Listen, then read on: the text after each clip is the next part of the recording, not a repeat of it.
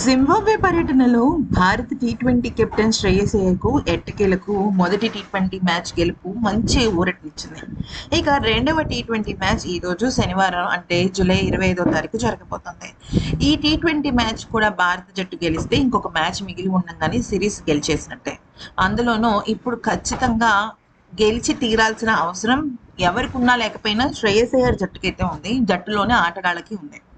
అందులోనూ ఇంకా గెలుపు కోసం చాలా పరితపిస్తోంది భారత జట్టు.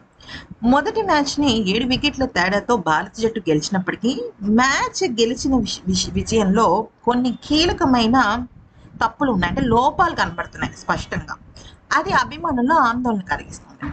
అది ఏంటి అనేది కనుక మనం చూసినట్టయితే ఫస్ట్ బేసికల్లీ బ్యాట్స్మెన్స్ విషయంలో అభిషేక్ శర్మ విఫలమయ్యాడు.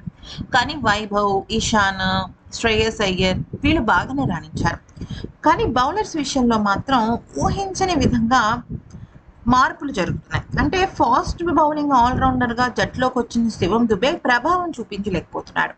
అయితే ఈ మొదటి మ్యాచ్లో 4 ఓవర్లలో 8 ఎకానమీతో 32 పరుగులు ఇచ్చుకున్నాడు.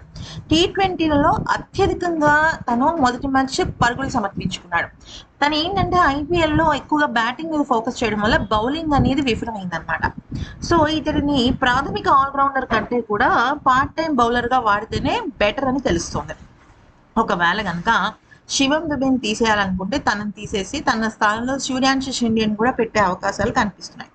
ఇక రెండవ విషయం ఏంటి అంటే యువ బౌలర్ అశోక్ శర్మ 4 ఓవర్లో 29 పరుగులు ఇచ్చుకున్నాడు. 1 వికెట్ కూడా తెలియదు. దీంతో అతను ఫాస్ట్ బౌలింగ్ ఆల్రౌండర్గా జట్టు తను ఆడే ప్రభావం చూపించలేకపోయాడు. అంటే తను యువ బౌలరే, ఆల్రౌండర్ కాకపోవచ్చు. కానీ ఆ అవసరమైన సమయంలో తను కొద్దిగా పరుగులు చేసే అవకాశం ఉందని గతంలో సెలెక్టర్లు చెప్పారు.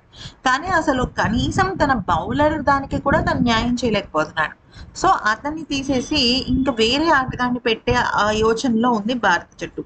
ముఖ్యంగా చెప్పాలి అంటే మేబీ ఈ పరంగా చూసినట్టయితే యష్ ఠాకూర్ని ఏమైనా పెడతారేమో చూడాలి. మరి ఈ 2 భారీ మార్పులు అయితే ఖచ్చితంగా కనిపిస్తున్నాయి. దీనికి తోడు అభిషేక్ శర్మను కూడా తీసేద్దాం అని అనుకుంటున్నారు. కానీ అభిషేక్ శర్మ ఓపెనర్గా చాలా బాగా రాణించాడు. గత కొన్ని మ్యాచ్లుగా తను తడబడుతున్నప్పటికీ కూడా అభిషేక్ శర్మ ఒక కన్ఫామ్ ఫుల్ టైం ఓపెనర్గా భారత జట్టులో స్థానం అయితే సంపాదించుకున్నాడు. మరి ఈ వీడియో కనుక నచ్చితే లైక్ చేసి సబ్స్క్రైబ్ చేసుకోండి.